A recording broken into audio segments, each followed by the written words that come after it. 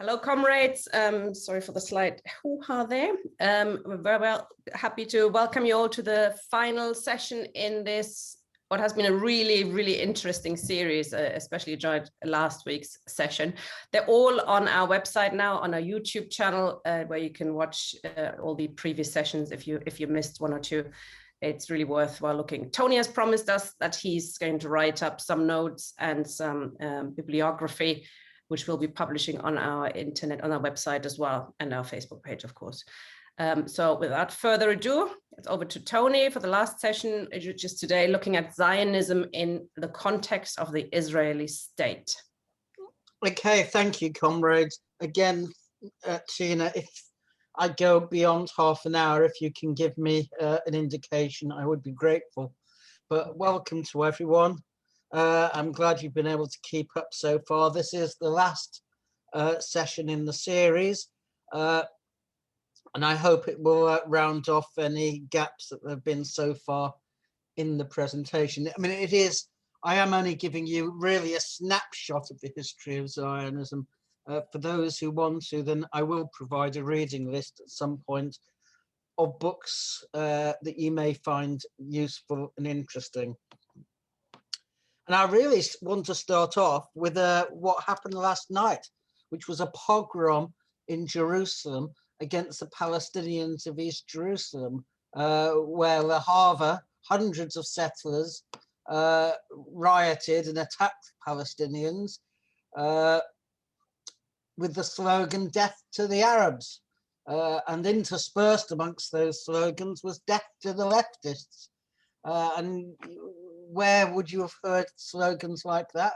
Well, it was in pre-war Poland and in Nazi Germany itself, except the slogans then were not "Death to the Arabs," of course, but "Death to the Jews." And that is really what the Jewish state has become, a replica of the most horrific regimes, anti-Semitic regimes that the Jews themselves experienced. Of course, according to the International Holocaust Remembrance Alliance definition of anti-Semitism, I am being anti-Semitic by making a comparison with Nazi Germany. All I have to say is there are a number of other people, including Holocaust survivors, people like Professor Zev Sternhall, Yehuda Alkaner, and so on. Israel Shahak, incidentally, is another who've made just such a comparison. So even though you're a victim and a survivor of the Holocaust, that doesn't stop you, according to the Zionist definition of anti-Semitism, being anti-Semitic. But I want to put everything really in some form of a context, because when the British, in the First World War, was designed, if you like, to settle the Eastern question, what was the sick man of Europe, the Ottoman Empire, which had been ruling in Palestine and elsewhere in the Middle East for 400 years. And that came to an end in 1917, I think it was October 1917, when General Allenby crossed the Allenby Bridge and entered Jerusalem. And in essence, well, in fact, in reality, the British occupation of Palestine began from that date. Of course, there wasn't immediately a civil administration in place, and that military administration lasted until 1920, when Sir Herbert Samuel, took over. In fact, he took over in 1920. The mandate for Palestine was handed over by the League of Nations to the British at the San Remo Conference in April 1920, and then shortly after that, the civil administration took over from the military. But however, that was really a legal fiction. Britain was there, and it wasn't going to be displaced.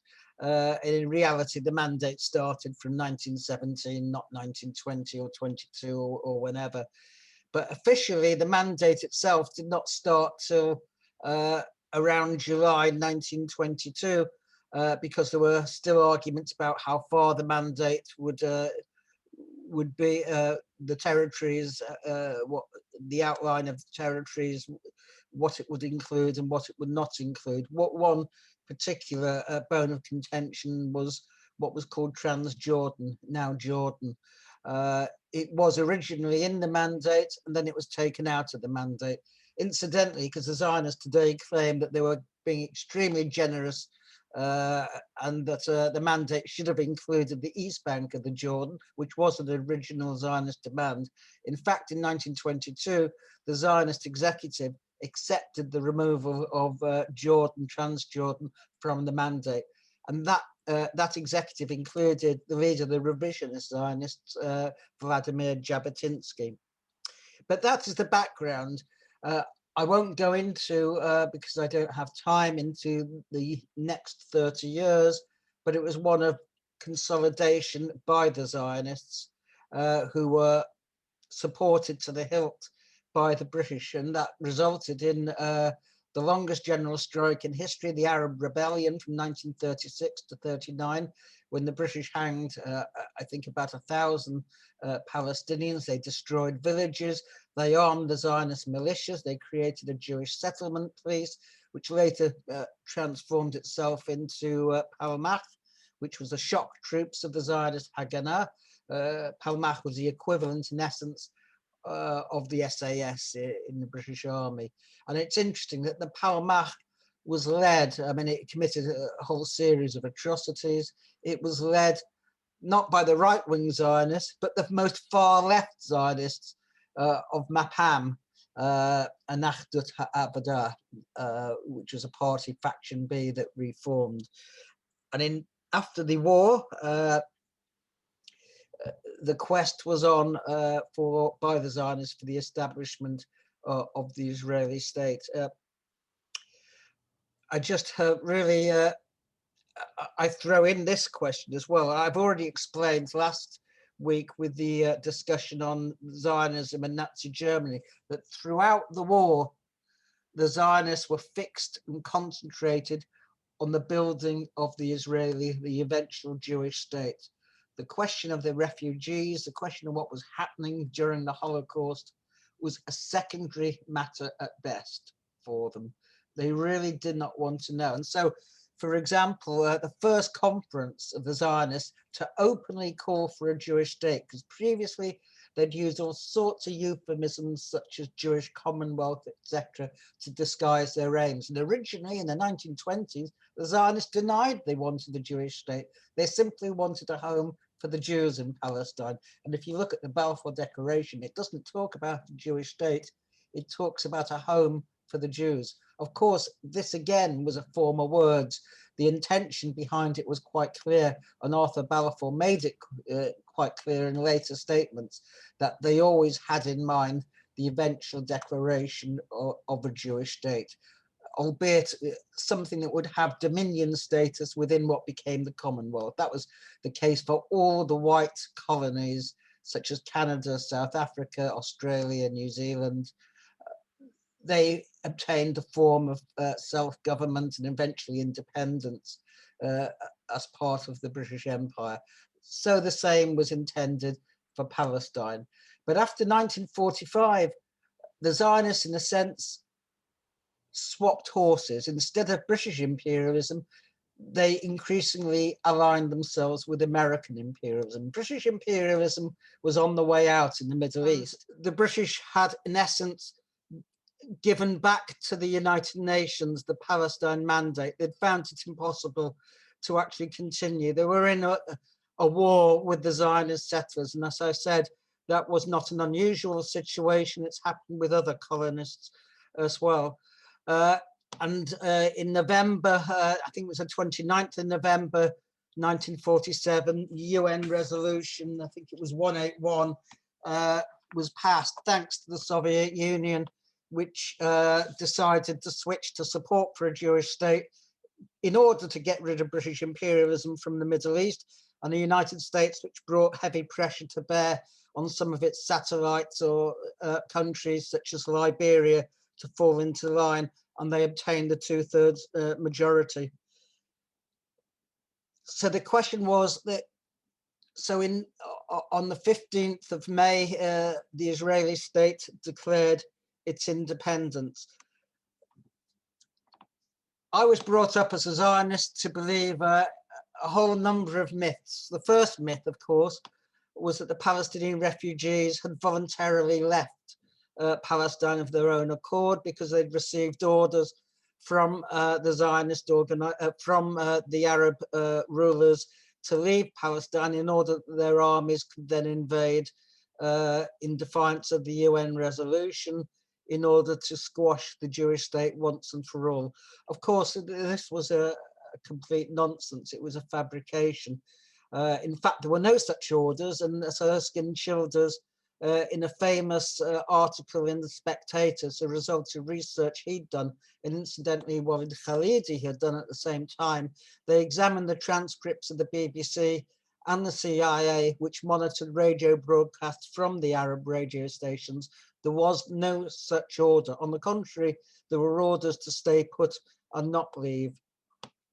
So there was a whole number of myths deliberately created at the birth of the Israeli state, designed in order to justify the expulsion. And it was an expulsion of the Palestinian refugees, something like 85% of them. And the reason why was quite simple.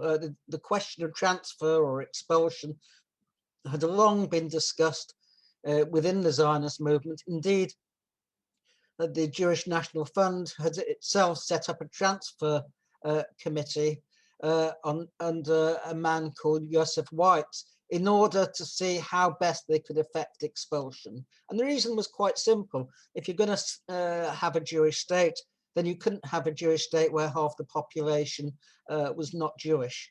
That was the dilemma and the problem they faced, and they solved it through a series of massacres, which led to the expulsion of the Palestinians. The most famous massacre was at Deir Yassin on the road to Jerusalem, and it's worth considering this. That the Zionists say the Arabs attacked in order to stop them forming a Jewish state, but Deir Yassin was already outside the boundaries of that state. And that was in April 1948. So it was quite clear, although the Zionists accepted partition, they saw it as a stepping stone to the conquering of the whole of Palestine, which of course only occurred in 1967 when they were strong enough. However, they had already made one effort in the Suez War, 1956, when in conjunction with the British and the French, the Israeli state unilaterally attacked Egypt over the nationalization of the Suez Canal, and the British stepped in as the honest brokers by attacking the victim, Egypt, in support of the Israeli aggression. However, at that time, 1956, the United States wasn't so aligned with the Israeli state, and Roosevelt basically told the Israelis to withdraw, and he also brought financial sanctions to bear on Britain and France to ensure that they also withdrew from what they had been doing, which was a conspiracy. There was a meeting in Sèvres in France between Ben Gurion, Selwyn Lloyd, who was the British foreign minister, and the French, in order to plot and to plan that invasion. However, I want to focus primarily on the Israeli state in the time that I have. And a man called Uri Avneri, who was one of the very few Zionists who actually genuinely believed in peace. Indeed, it's arguable that he wasn't a Zionist, but he did believe, A, in a Jewish state, B, in the fact that within that state, everybody should actually be equal. And he was part of what was called the Canaanites, people who believed that the Israeli state should be severed from the Jewish diaspora outside and should be a state in its own right. Whereas Zionism, of course, one of its cardinal beliefs is that Jews form a nation, that Israel is the nation state of all the Jews, myself included, and that therefore it was answerable to the whole of the Jewish population worldwide, and therefore it could disregard the Palestinians, and numerical majorities do not particularly matter in Israel, since Jews, both in Israel and outside, constitute an absolute majority. And this is what Uri Avneri wrote in an essay called Talking Zionism, and you can find it on the net quite easily. He said, Zionism was a scaffolding that made the building of the state possible. But once the house is built, the scaffolding becomes a hindrance and must be removed. And that was his view of Zionism. It was necessary to create institutions like the Jewish National Fund in order to buy a plan for Jewish settlement. But once the state had been established, then that scaffolding should fall away. I disagree with Yuri Avneri fundamentally. Zionism was not the scaffolding, it was the building itself. It was a particular type of building. It was a building where, in all aspects, Jews would be supreme in the land of Israel. It was a Jewish supremacist state, and all the policies that flowed from that were aimed at securing a Jewish hegemony within that state. And in that state, Arabs were in essence superfluous. It wasn't simply the case in 1947 to 49 that Palestinians were expelled from Israel, but throughout the 50s, the Israeli army made determined efforts to exclude and to transfer, for example, the Bedouin of the Negev. So this was an ongoing project. And you have to combine this with the fact that from 1948 to 1966, the Palestinians of Israel were living under military rule. They couldn't, for instance, take a job unless they had permission from the army. They couldn't move outside their village unless they had permission. And Arab satellite parties were set up, adjuncts to Zionist parties, in order to commandeer the vast majority of Arab votes. Originally, the Zionists weren't even happy about granting citizenship to Palestinian Arabs inside Israel, but a heavy American pressure ensured that they eventually acquiesced in that, because they did not want to see the state that they were supporting in essence becoming, or being in everyone's eyes, an apartheid state. But as I said, there were a number of different myths, and this was summed up in a book by Simcha Flapan. Simcha Flapan is an interesting character. He was political secretary of Mapam, which is the furthest left Zionist party. Today it's called Meretz, but it had a kibbutz federation of its own, Kibbutz HaArtzi, and it adopted the language sometimes of socialism, but of course it didn't enact it because it was a socialism for Jews only. But within Mapam, many people did take that seriously, the language of socialism, and so you had quite a lot of people who left Mapam or were disillusioned with Mapam as a result. Tikva Honig Parnas, who's a very famous Israeli anti-Zionist, she's over 80 now. She fought with Palmach during the so-called War of Independence. She also broke off. She was, again, a very high official with Mapam. Simcha Flapan was even higher. He was one of the key figures in Mapam. But in I think it was 79, but you can correct me if I'm wrong, he wrote a book, The Birth of Israel, Myths and Realities. And the myths he enumered were that the Zionists accepted partition in itself, which is untrue, because they only accepted partition as a stepping stone to conquering the wider Palestine. That the Arab refugees fled at the instruction of Arab leaders, which we know is not true. That all the Arab states united to destroy Israel, and that is also not true. When the Arab states invaded the boundaries of the new Israeli state, they were as much fighting each other as they were fighting the Zionists. And King Hussein of Jordan was quite clear. He'd had secret negotiations, and Abi Shalim has documented this at length in his book, The Iron Wall and Collusion over the Jordan, that they reached an agreement that they would go to the boundaries of the Arab state and take over, in essence, the West Bank, in order to prevent the Palestinians forming their own state. That was the goal of King Hussein, who had the most well-equipped and trained army, the Arab Legion, which was commanded by Sir John Glubb Pasha, a British imperialist, an officer in the British Army who was in charge of the Jordanian army. He was eventually expelled in 1956 under mass pressure, but he led that campaign. Indeed, the Jordanian army was the most efficient compared to the Egyptian army, which had broken down equipment, which was under a king, King Farouk, who was not too interested in doing anything. There were Arab irregulars in that war. There was a division was sent from Iraq and so on.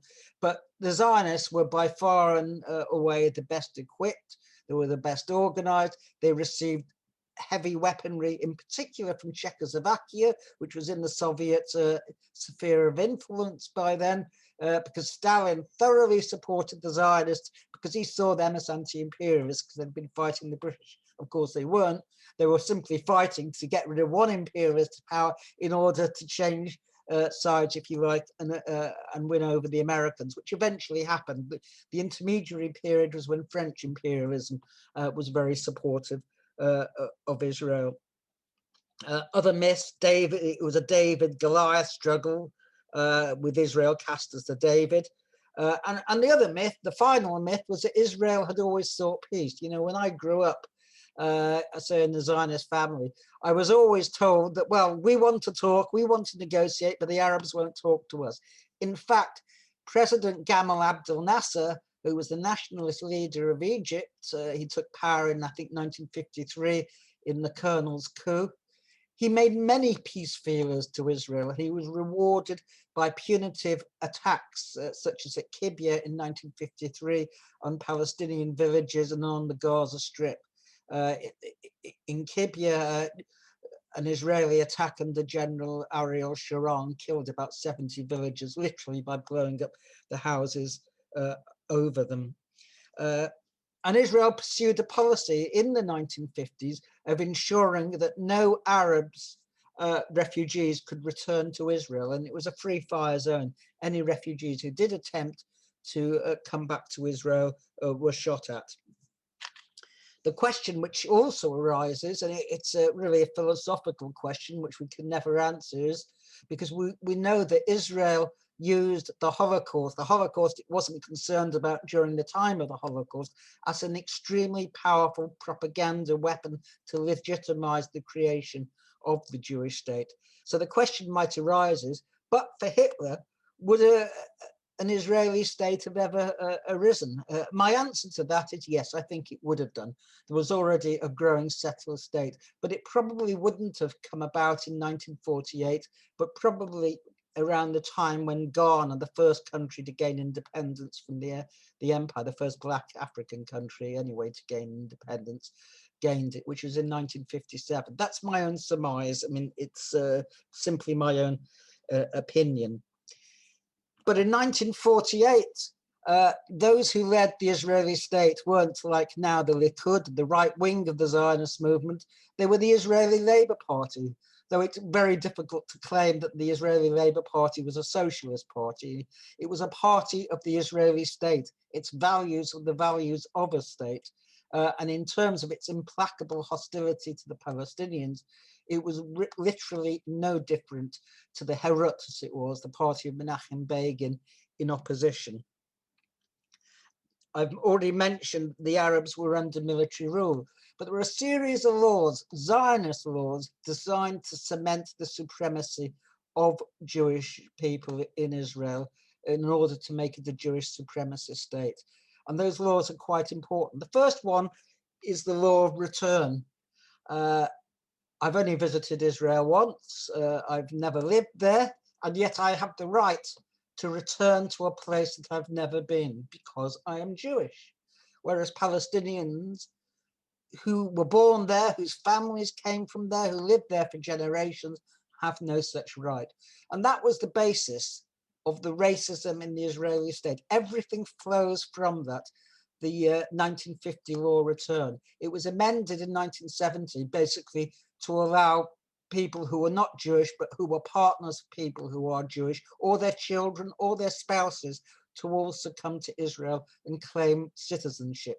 So you have the anomalous situation in Israel today where you can go to Israel under requirements or specifications which are extremely loose and not recognized by the Orthodox Jewish community in the Israeli rabbinate.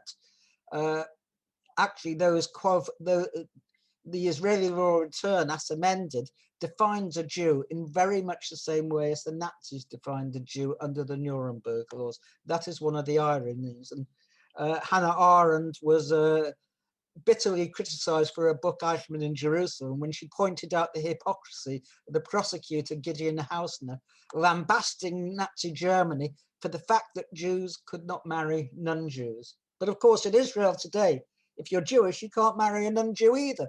Jews who do marry non-Jews have to go outside the country to Cyprus, and not only non-Jews, but Jews who are not recognized officially as Jews by the Orthodox rabbinate. For instance, they are converts to Judaism via Reform Judaism, for example. So there are hundreds of thousands of Jews in Israel today who aren't considered proper Jews. And this is, again, quite similar to the category of Mischlinge in Nazi Germany, people who are half Jews. So you have that kind of intermediate racial category. The law of return, as I say, was the foundation law, but it wasn't the only law. There was also passed in 1950 the Absentee Property Law, which basically confiscated the land of the Palestinian refugees. It passed it over to the state, to the custodian of absentee property, but not just the refugees. It affected Palestinians living within Israel who had never left Israel. If they moved from their village because of the warfare, maybe a mile or two down the road, their property and their land was confiscated under the Absentee Property Law. And this law is being used today in Jerusalem to ethnically cleanse the Palestinians of East Jerusalem. If, for instance, they ever resided in Jordan or any other Arab country which is deemed an enemy country, then their property is liable to subjugation. And in Sheikh Jarrah today in Jerusalem, there are families who are being evicted from their homes for the benefit of Israeli settlers because one of their relatives is held to have resided in what's called an enemy country. This law is never, ever applied to anyone who is Jewish. And the Absentee Property Law included a quite Orwellian term. It classified those who were affected by it as present absentees. In other words, they were present in the state of Israel, but at the same time, they were absent, that they were invisible. And of course, a colonized people is always invisible to the colonizers. It was called in Australia terra nullius. The third law, which I wish to mention, is the 1953 Jewish National Fund law. The Jewish National Fund was set up in 1901. It was a number of different organizations created by the Zionist movement. There was a Jewish Colonial Trust in 1897 at the first Zionist bank.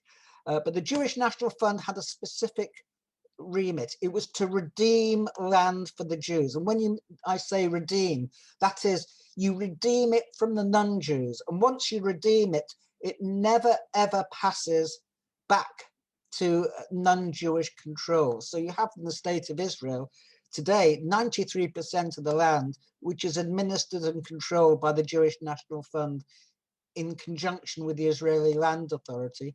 And it will neither lease nor rent land to Israeli Palestinians. I mean, there are certain minor differences, minor exceptions to that, which I won't go into. But the reality is that Palestinian villages have not been able to expand. Indeed, since the foundation of the Israeli state, not one single Arab community or town or village has been created, whereas there have been hundreds of Jewish communities created in that time. And the reason is there was a process of continued confiscation of Palestinian land, even beyond that which was specified in the Absentee Property Law. And that was met in 1976 with a massive protest by Israeli Palestinians, the Day of the Land, against these continuing confiscations. And 6 Palestinians were shot dead and many others were wounded as a result of that. And let's bear in mind, that took place not under Likud, not under Hirut, but under the Israeli Labour Party government, because the Israeli Labour Party ruled until 1977. And the JNF has followed this path consistently. And of course, the JNF is a charity in the United Kingdom. It says that it's not affiliated to the Israeli Jewish National Fund, but that is just a legal fiction, nothing more. So we have a situation where you have, for instance, master plans for the different areas of Israel, and there is no accounting, no inclusion in them of Palestinian villages. They do not have any development plans whatsoever. Now, if I go back to the politics of the Israeli state, the first Knesset elections were in 1949. And the two Labour parties, Mapai, the Israeli Labour Party, and Mapam, which was then in alliance with the party called Achdut HaAvodah, gained an absolute majority, 65 out of the 120 Knesset seats. Compare that to today, where there are 13 seats for the two Zionist left parties. And indeed, that was an improvement over the previous election. Ben Gurion, who was the first prime minister of Israel, however, did not include Mapam in his coalition. He did not want a left Zionist coalition, especially since Mapam still had an attachment to the Soviet Union. So he formed a coalition with what became the National Religious Party, with the religious Zionists. And the price of doing that was that all personal affairs, deciding who is a Jew, for example, a key question, because, you know, in a racial supremacist state, it's absolutely important to decide who is part of the majority race or the privileged race and who is part of the others. You have to have criteria. You had that in South Africa, where there were various tests to determine who was white and who was not white. Similarly, in Israel, who is a Jew is a key and an important question. And that was left in the hands of the rabbis. So all personal questions, marriage, birth, and death, were in the hands of the rabbis. So any Jew who falls outside of that, as I say, falls into a mixed race category. They're part Jewish, but not Jewish enough. So they won't be buried in consecrated ground. They won't be allowed to marry those who are proper Jews, and so on and so forth. And this alliance lasted until, I should say, 1977 with the religious parties.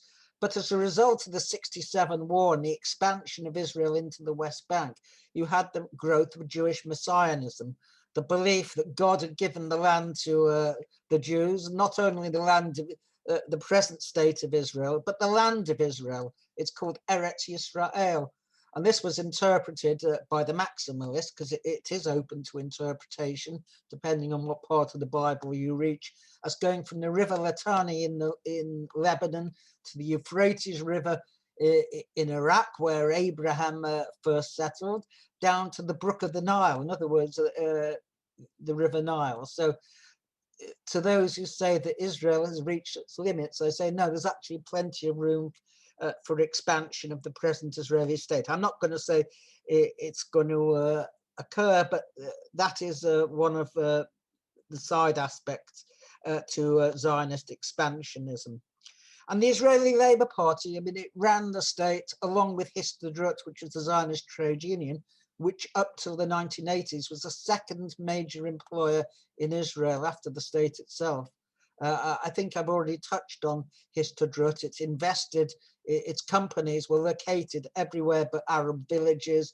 It refused to employ Arabs in its factories, electronic, military, and so on. The only areas that it would employ Arabs was actually in its building company, Solel Bonaire, because that was labor that Jews didn't particularly wish to engage in.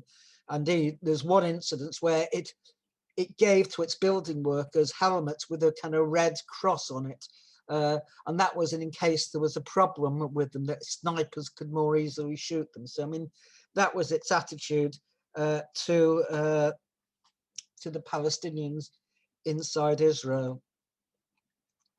So when we go back to what Avneri said, I think we can see conclusively that Zionism structured the Israeli state in order to cement Jewish supremacy. And that continues to this day. For example, at the end, I think it was in 2000, a Palestinian, Kadun, wished to purchase a plot of land and build a house in what was an Israeli community. And the Supreme Court, after spending years on this case, decided that no, you couldn't simply refuse to sell a plot of land to someone because they were not Jewish. The Jewish National Fund threw literally a tantrum and said, and it's still up on its website, that for 2,000 years the Jews dreamed of creating not a democratic state, but a Jewish state. And that, in essence, was the conundrum that the Zionists have faced, because you will come across, especially from the Labour Zionists, the formulation that Israel is a Jewish democratic state. But that's an oxymoron. It can be a Jewish state, or it can be a democratic state. But if it's a democratic state, that means that Jewish parties, because Israel's whole political system is ethnicized, may not have a majority. You may find a Jewish Arab party arises and so on. That would be anathema to Zionism. Zionism is based on the idea of Jewish supremacy. And the person who exposed this most clearly was a guy by the name of Rabbi Meir Kahan. He had founded the Kach party, which was a Jewish Nazi party. It called for a prison sentence of 5 years for any Arab male who had sex or personal relationships with a Jewish woman. Of course, there was no penalty for a Jewish man who had similar relations with an Arab woman. That actually mirrors again Nazi Germany's Rassenschande, the racial hygiene laws, where again it was a capital offense for a Jewish male to have sexual relations with a non-Jewish woman, but it wasn't an offense for a German man to have similar relations with a Jewish woman. And indeed, Hitler was opposed to any punitive action being taken against any Jewish woman in that situation, although the SS overrode it. But there is a very clear historical pattern to that. And the Israeli Labour Party in power pursued a policy, foreign policy, which was really identical to that of Likud. If you remember, in 1976, the Prime Minister of South Africa, John Vorster, who was interned during the war, incidentally, because he supported the Nazis, he was welcomed as a guest on a state visit to Israel. He was even taken around Yad Vashem, the Holocaust Propaganda Memorial Museum in Jerusalem. So here you had an ex-Nazi paying tribute to the victims of the Holocaust. I mean, could you get more hypocritical? But he's not the only one. I mean, Rodriguez Duterte of the Philippines, who's openly declared he's an admirer of Hitler, nonetheless had a state visit where he visited Yad Vashem. I think it was Ofer Kassis, who is the Jewish member for the joint list for the Knesset, who described Yad Vashem as a laundromat for whitewashing the sins of fascists, anti-Semites, Holocaust deniers, and so on. So, I mean, this is the reality of Israel. Or you have 2 years ago, Viktor Orban, Prime Minister of Hungary, who also, I mean, he gets on very well with Netanyahu. They're best of friends, despite the fact that Viktor Orban, right, half an hour, is it? I was just going to say, yes, I think we've had about half an hour to talk. Okay, so I was just going to say that Viktor Orban described the Nazi ruler of wartime Hungary, Admiral Horthy, as an exceptional statesman, even though he presided over the deportation of nearly 500,000 Jews to Auschwitz. But nonetheless, he is welcome in Israel. He's the best friend of Zionism. He's a supporter of the IHRA. You name it, he supports it. And he was given, of course, a tour around Yad Vashem. Actually, on this occasion, a number of Holocaust survivors picketed the museum in protest at what had happened. But nonetheless, I mean, the visit went ahead. So what I'm saying is, and I'm going to conclude now because of the interruptions and so on, Zionism created the Israeli state as a movement. But it didn't then let go, like the scaffolding that Yuri Avneri talks about. It shaped that state in such a way that it is an apartheid state today, a state of Jewish supremacy. The idea that Zionism could create a Jewish state and then it would stand back and that state would be an equal state ignores the fact that, of course, if you have an ethno-nationalist state, there's bound to be the supremacy of that ethnic nationality, just as in Europe before the war or during the war, the so-called Christian states of Romania, Hungary, and then Slovakia and Croatia during the war were the most extreme anti-Semitic countries. So any ethno-nationalist state will behave towards its ethnic minorities in a similar way to that which Israel does today. And we see in India, for example, the attempts of Narendra Modi, the Prime Minister, to create a Hindu nationalist state. So this is a particularly extreme form of oppression. I'll leave it at that because I think I've probably gone on long enough so we can have enough time for questions, but thank you very much. And apologies for the interruption. No worries. Okay, comrades, anybody got any contribution or any questions? I can't see any hands up yet. So if anybody wants to ask a question, okay, Jack, come in. I hope your microphone works now. Anybody else who would like to come in and ask a question, please click raise hand or put your question in the Q&A if you can. Don't put it in the chat because I can't look at it. Okay, Jack, hi. I think you might have. Hi, can you hear me? Oh, it's working. Yes, wonderful. Good, good.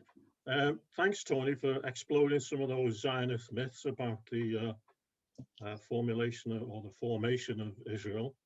I watched your excellent meeting with Moshe recently regarding the IHRA and Jerusalem definitions. And Moshe said quite correctly that some Zionists say criticism of Israel is acceptable as long as you don't mention Zionism.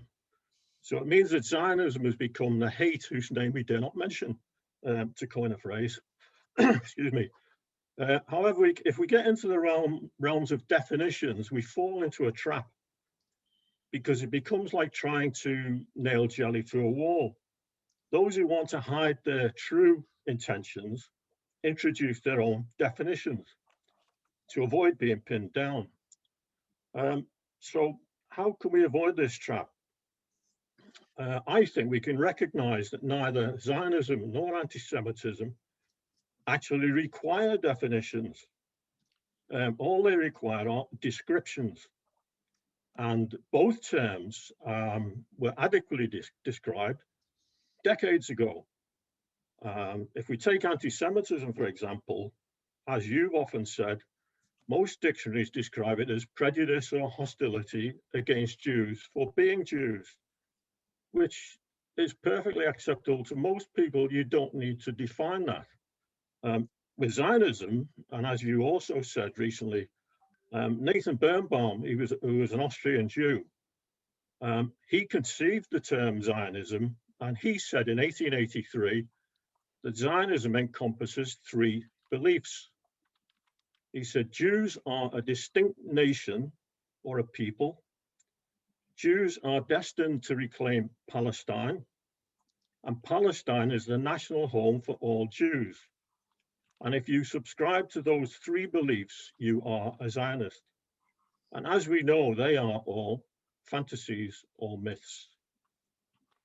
And patently, a belief or it doesn't constitute a right or a truth. So I think we can stop this diversion of trying to define these terms and just describe what they are rather than trying to look for definitions. That's it. Thank you. Faraz. Faraz, you're muted. Would the panel have any comments on drawing parallel between the history of the division of India into India and Pakistan and any other historical events to the future. This lecture was about the future of Zionism. Can you draw any parallels and learn any lessons? It's a bit of a vague question, sorry. Okay, thanks, comrade. Marie wants to come in. Comrades, if anybody else has got any questions or comments, please click raise hand or put your question in the Q&A and I can read it out. But a discussion is always better, and if comrades make their comments in person. Hello, Marie. Hello, hello. Well, thank you for this beautiful deepening of this aspect of the problem around Zionism. I have the question to ask, because the more we look at it, the more it looks to me that we are dealing with imperialism. You know, it can be called this, that, and the other, but in the end, it behaves like it, because the French and in fact the British in Africa, what did they do but except just conquer the land? In Zimbabwe, for example, I remember a few years ago, there was a debate about Mugabe, who had expropriated the land back from the whites, and he was being pilloried here in London for being a thief and I don't know what, and he was, and so the reaction of Britain as a state in front of Mugabe was implacable. That the land belonged to those British settlers who had conquered it. And so, you know, I might be wrong, but it seems to me that the more we focus on one sort of imperialism, then the less we see the whole picture. And the whole picture is Israel is being used in the actual war preparations which are taking place now as part of what the United States, Britain, and NATO are doing. And I think we have to start amplifying the question. We are in a situation of war preparation by imperialism in order to retain the structure of its power over the rest of the world, so that only a few people can become richer and richer. That is now, we have to go into this, and Israel was supported, it was helped, it was guided even. I don't think that that was only just the Jewish people. It was, as Tony said, the British were behind from the beginning, and then the French as well, and then the United States. So I would like to see what the speakers or what Tony thinks about the situation now. Why is this important? Is because war is being prepared and we are being softened to stay on the side of imperialism. This is what I wanted to suggest. Thank you. Thank you, Marie. Tony, we've got Matthew and one question, which I just quickly read out from Pamela Blacklock. Israel as a democratic myth is a crucial argument in our favor, which isn't really a question, it's a comment, but good one. Okay, Matthew, please, and then Tony. All right. No, I think I sort of agree with Marie to a degree. I think that really what you're looking at is the Israel as a central part of the imperialist control of the Middle East. And the problem they've got is, of course, that it's become more, as more and more things become obvious, and you know, Israel does things which are obviously, you know, deeply barbaric. It becomes more and more unpopular, and there are more and more questions, in particularly in imperialist countries, as to why you would support such a thing, you know. And that includes here and the US and so on. And it's quite clear that the ruling class sees this as a non-negotiable point. You know, the support for Israel is non-negotiable for any you know, politician or whatever else. Which is why obviously you know, I mean, I think, I mean, I would suspect that you know, if by some chance he'd come to government, that Corbyn would have actually buckled on the questions of support for Israel. However, you know, they weren't prepared to have that question put. But they do have this major problem, you know, that Israel is becoming seriously unpopular all over Europe, US, and of course elsewhere in the world as well. And therefore, you know, how do they continue to carry on? You know, and of course at the same time, obviously the politics of Israel itself become more and more rotten, which is the way that these enclaves do. I mean, you can see it, you know, in Northern Ireland as well. You know, these things that have been artificially supported and stuffed together. Of course, the politics decay and the society decays, and it becomes worse and worse. So, you know, really creating much more problems for them. Okay, thanks. Okay, Pamela wants to come in. Hello, Pamela. Yeah, hi, thanks very much. Yeah, thanks, Tony. Yeah, this question of the myth of the democratic state. I think that I can't quite remember which lecture, but I think you've gone over some of the laws against the Arab population inside the Green Line, apart, let alone the refugee camps and West Bank, etc. So yeah, so what can we say about this lack of democracy? I think what you're saying is that by definition, if a state is limited to any particular religion or race, it can't be democratic because it's an exclusionary criteria. It excludes everybody else.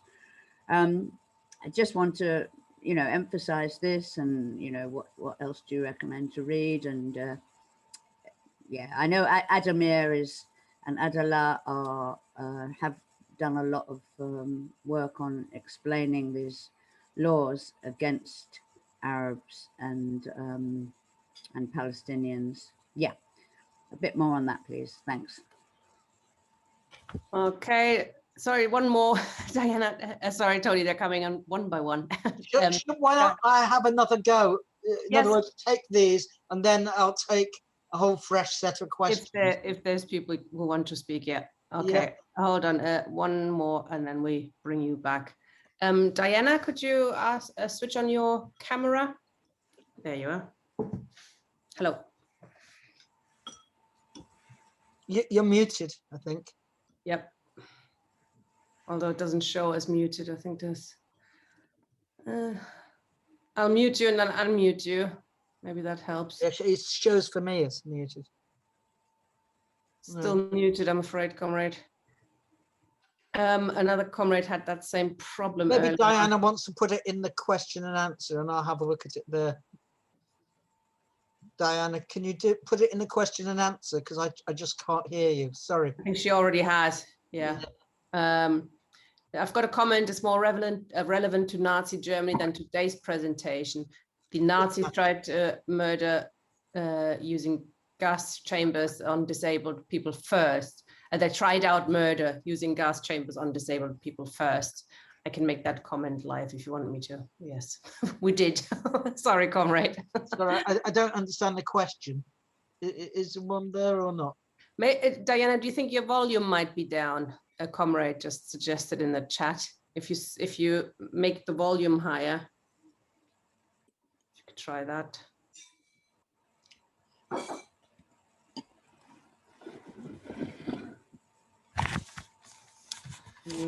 No, that's. Well, should I answer the questions I've got? Go on, Anthony. Yeah. June Simmons. Yeah. Okay, because there are quite a lot of questions already. Jack asked about the definition of Zionism and anti-Semitism. I think it's useful having definitions, but it is, for instance, what's a definition of Zionism? It's the movement to establish a Jewish state. And one of its fundamental premises that Jews constitute a separate nation of their own wherever they live, which is a racial, not a national philosophy, as it were, because it's obviously not a nation. So I think we should understand simply what Zionism is about. It is a movement for Jewish supremacy, a colonizing movement. We would expect no other from it. As for anti-Semitism, well, I mean, I gave the analogy in the discussion with Moshe that anti-Semitism is a fairly easy thing to understand. But if you want to tie criticism of Israel to anti-Semitism, then you have to have a long, torturous, vacuous, obscure definition like the IHRA, which leaves out as much as it includes. That is the only way to do it, because what they're arguing in essence is that Israel is a human being. Therefore, you're nasty to Israel, you're being nasty to Jews. I mean, that's what it really fundamentally amounts to. History, Faraz asked about whether there's a parallel between India, Pakistan to Israel. Yes, certainly, absolutely. In India, from the very start, the British had a policy of divide and rule. That's understandable. At the maximum, there was 100,000 British troops in India during the empire, compared to however many 100 millions of Indians. They needed to divide and rule. They needed to co-opt a class of collaborators. They needed to create a civil service with Indians in it to rule the country, because they didn't have enough person power to do that themselves. And the best way of doing that was to divide and rule between Muslims and Hindus. And the 1909 Act, the Minty Morlo Minto reforms, for those who are historians of India, was the first such attempt. It created communal electorates. Instead of everyone voting in an election together, Muslims voted in a separate electorate to that of Hindus. Unfortunately, Gandhi and the Congress Party virtually accepted that, and the result of that was partition. And partition concretized, put into practice, divide and rule. And we know that up to 2 million people died in the riots that followed partition, with all the bloodshed that entailed. In essence, it means getting those you colonized to fight each other rather than yourselves. Certainly the British did that in Palestine, and their chosen solution, just like in India, was partition. But there is, of course, a difference. There wasn't, in India, that the Hindus or Muslims, or there was no group who were settler colonials. Britain did not itself colonize India with a view to settling it. It colonized India with a view to extracting its resources, manpower and physical resources such as cotton and so on. So there were key differences in it. Probably the best parallel, of course, is Ireland, where also in 1921 the country was partitioned, and the Protestants were allowed to form a separate state. And it was the first military governor of Jerusalem, Sir Ronald Stores, who was in position from, I think, 1917 to 1920. He wrote an autobiography called Orientations in 1937, and he said that the Zionist settlement in Palestine, it creates a little loyal Ulster, a little loyal Jewish Ulster surrounded by a sea of hostile pan-Arabism. So he was quite clear. And others were quite clear. There were immense parallels between Ireland and Palestine. The Black and Tans who had run riot in Southern Ireland, you remember they opened fire at a race meeting on Catholics as revenge for the assassination of some of their fellows. Black and Tans were taken from the prisons in Britain. I mean, they were complete thugs and criminals. They were transplanted to Ireland en masse. They were seen as an ideal force to be used against the Palestinians and in support of the Zionist settlement. So yes, there are, and what Connolly said about partition in Ireland, although he never lived to see it, is as true then as it is now. That partition would create a carnival of reaction on both sides of the border, and that is true in Ireland, and it's true in Palestine as well. So anyone who thinks that a redivision of Palestine into 2 states, in essence a repartitioning, is some kind of solution, is really living in cloud cuckoo land. The third one, Marie Lynham, she mentions Mugabe and what happened with the taking of land from the white settlers. Well, I wouldn't per se object to taking the land from white settlers, but in Mugabe's case, he gave it to his cronies. He didn't give it to the African people, so the farms ended up not producing anything. So it was actually a worse situation. Mugabe was a despotic dictator. We all know that. However, and the British protests, of course, were hypocritical, but we shouldn't be under any illusions as to what happened. But I think the main point I want to make is this, that certainly Israel works in tandem with imperialism, American imperialism and European imperialism. But we should not imagine that Israel is just a puppet of imperialism. It has its own interests, and sometimes those interests will diverge, just as they diverged with British imperialism after 1939. So on occasions they will diverge with America and the United States. And we can see that with the attempts by Biden to form some form of agreement with Iran. Israel clearly doesn't want that, nor does Saudi Arabia. So Israel is forming an axis with the most right-wing and repressive Arab regimes against Iran because it doesn't want a peace settlement or anything that challenges its own hegemony in the Middle East, because that's what it's about. It's not about nuclear weapons. It's about the fact that Iran is a player in countries like Syria and Lebanon. And whatever one thinks of their intervention, the fact is that Israel's attacks on it have to be seen in the light of their own possession of 200-300 nuclear weapons at Dimona, which incidentally could have been hit by the Syrian missile a few days ago, which would have caused massive consequences in the Middle East, which is why we should be demanding that Israel abandons its nuclear weapons. So this is something, of course, the hypocrites of the imperialists have never even mentioned when they call for Iran not to be a nuclear power.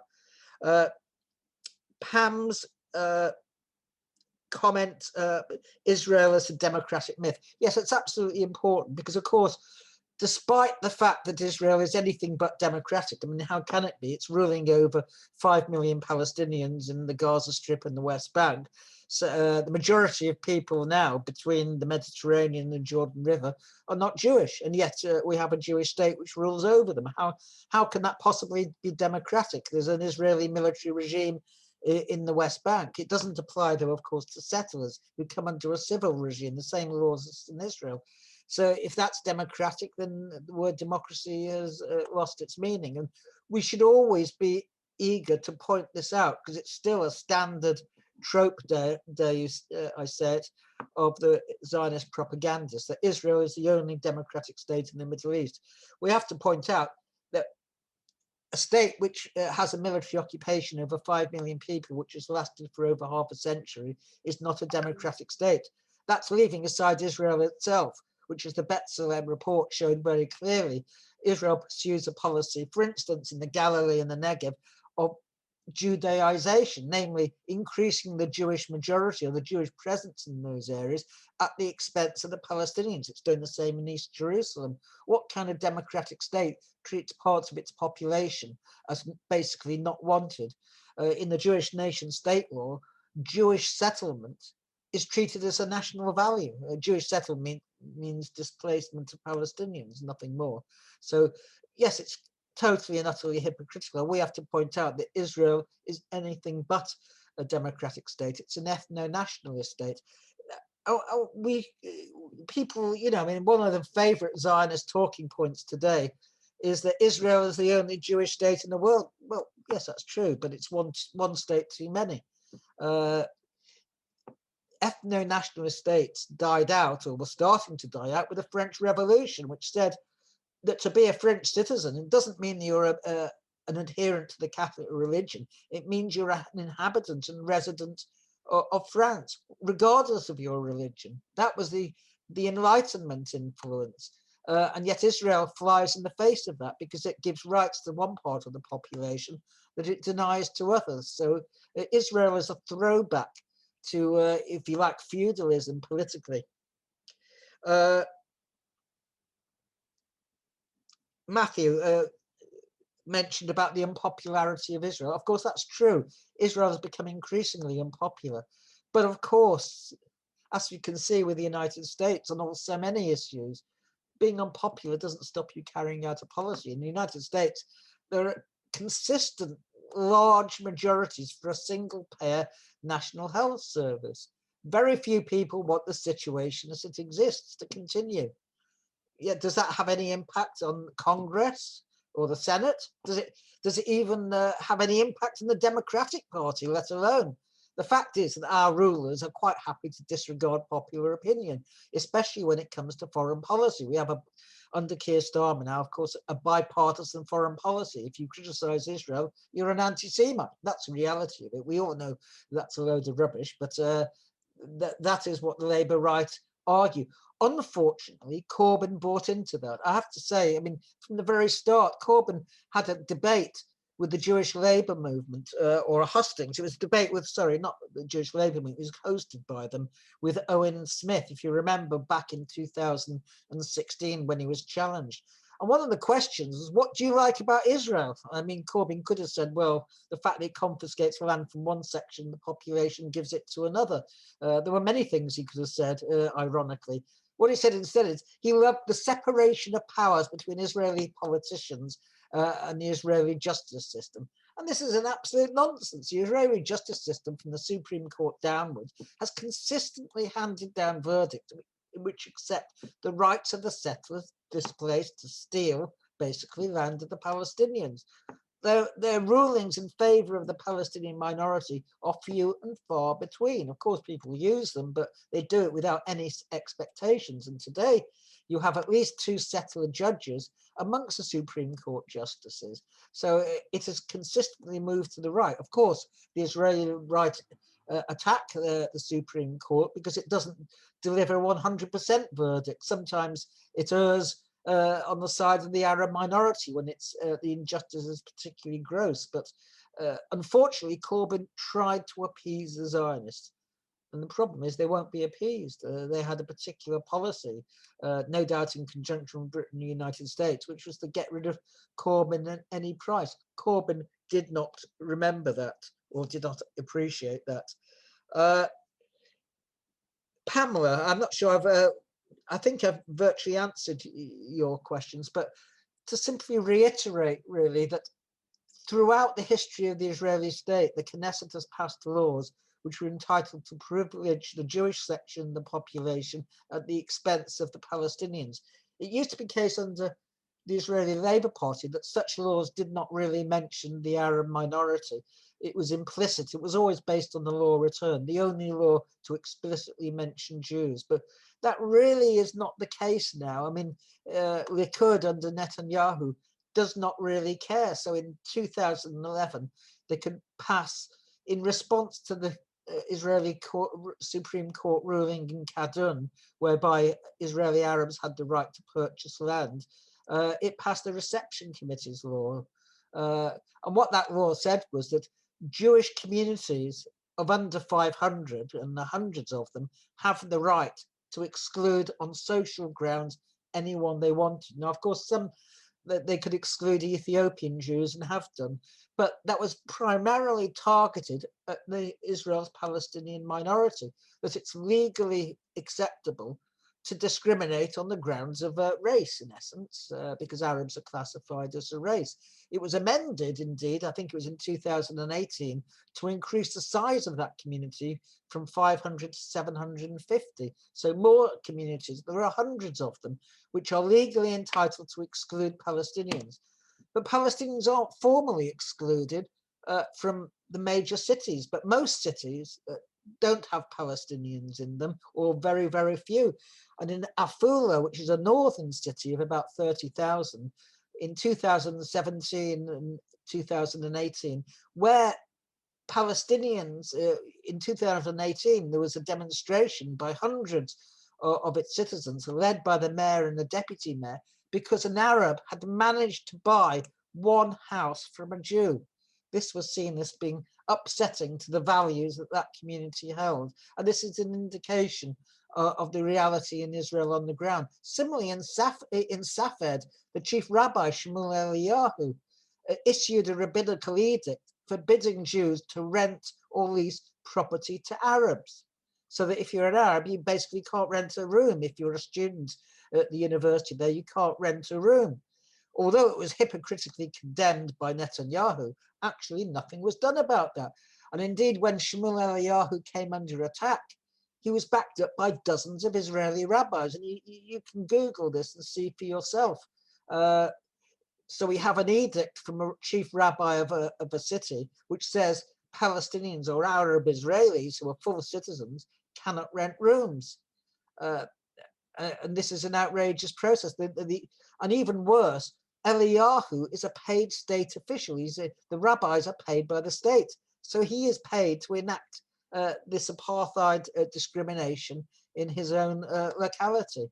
And this is, again, the reality of the Israeli state. I think I've answered everything, but if I haven't, please do get back to me. Thanks very much, Tony. Steve wants to come in. Hi, Tony. Hi, Tony. Hi. I agree with you. Obviously, Israel's a Zionist state supported by US imperialism. It's not a democratic state. That's a very important point to make, and to link it with, of course, the French idea of citizenship, which is also important, the idea that citizenship cannot be placed on ethnicity or even religion. It's a secular idea. I mean, the question is, can Israel become a democratic state? And the answer is not while it oppresses the Arabs. It's an impossibility to do that. So I think the apartheid analogy works. South African apartheid was obviously not a democratic state because it was based on the suppression of the black majority, whereas Israel, you might argue, is an apartheid state, but it's based on the suppression of the Palestinian Arab minority. So although you can draw the parallels, there is this difference, which is important. So it seems to me the key to democracy in Israel has to be with the Israeli working class, which is 80% Jewish and 20% Arab. So it's that working class where our attention has to be paid, because it's not exactly like the South African analogy, because the Palestinians are not the majority, they are the minority. So I think the apartheid analogy works, but only to a limited extent. And it seems to me that means that it's a working class answer rather than a black answer or an Arab answer, as it were. It's got to be the working class, which is 80-20, 80% Jewish, 20% Arab. Can there be a majority of the Israeli working class to a democratic idea of Israel? I can see Tony shaking his head, but before I bring him back in, is there anybody else who wants to ask a question or make a comment? Please indicate now, or you've missed your chance. Okay, you've missed your chance. Tony, have a go. Yes, I don't agree with anything that Steve said, but thank you for asking the question, because it's a not unfamiliar one. Look, if you apply your analogy correctly, then the same is true of Northern Ireland, because the Protestants, in what was a gerrymandered state, of course, an artificial majority, because the Protestant working class is dominant or was dominant over the Catholic working class, therefore the key approach was to the Protestant working class to win them over. But of course, the Protestant working class had subordinated their class aspirations and interest for the national interests. They had identified with their own ruling class, and that's why they voted with the Unionist Party in various forms, or the Democratic Unionist Party, for the whole history of that state. Now, Steve says that Israel and South Africa are only comparable to a certain extent. Well, certainly there are differences in their political economy. I accept that. South Africa didn't seek to exclude the black population. It sought to exploit them in the gold and diamond mines, whilst at the same time depriving them of their civil rights, hence the policy of Bantustanization. However, you can't take that as the key or the guide to what our attitude is. Israel, it's true, there is a majority Jewish population inside Israel, but how have they obtained that majority? through the expulsion of the Palestinian refugees. That was the route they took. So they created an artificial majority. And that artificial majority identifies with the Jewish state as they see it. And the reason why is quite simple, because they do have certain major privileges. The Israeli working class has privileges over the Palestinian or the Arab working class inside Israel.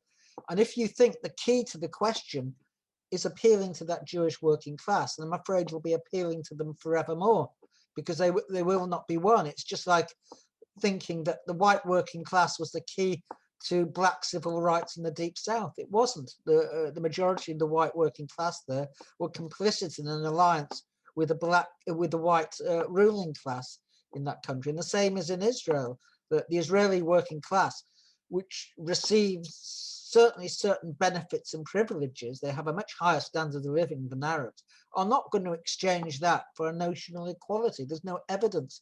This is really just a totem of some far left groups in Britain. I mean, the militant tendency, or what is now the Socialist Party, they also saw the working class, the Jewish working class, as the key. It's wrong. The working class can be a revolutionary class in certain situations, but in a situation where they've tied their identity to that of their ruling class via the creation of an ethno-nationalist state, then they are not allies. And there's no exact, of course, a tiny minority of them will be who've broken from that, but the vast majority will not be. That is why the organization that represented the vast majority of the Jewish working class, the Histadrut, was the most complicit in the oppression of Palestinians.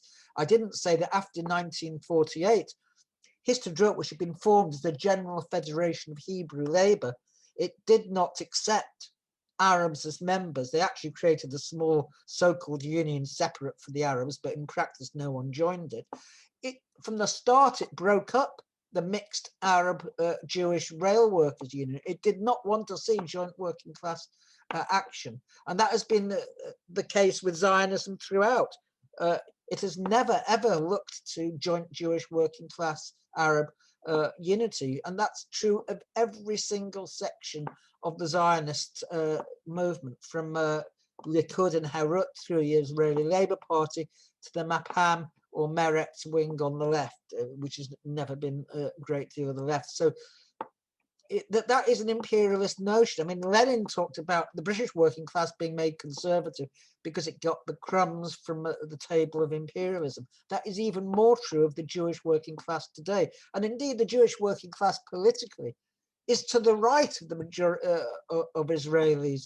It is the middle classes and those who are well off who vote for the Zionist left. It's not the working class, which is the most hostile to the Palestinians. And that is a consequence of the intra-class alliance between that working class and its own ruling class. And that's what, I mean, Israel has a higher standard of living because it is a strategic ally of the United States and is subsidized by imperialism. It's not exploited by imperialism. So I have to say to Steve, that is a fundamental political mistake. If you look to the Jewish working class, you really will be looking for forevermore. I think the key to the situation, I mean, obviously there is a problem with demography in terms of the weakness of the Palestinians. The key to the solution in Israel is to look to the wider region and the Arab working class and the Arab masses throughout Arabia. Because Israel, in essence, one of its tasks was to ensure that revolutions don't occur or revolutionary regimes don't arise in the Arab East. And it seems to me clear that revolution in the Arab East is a key to solving the question of Palestine.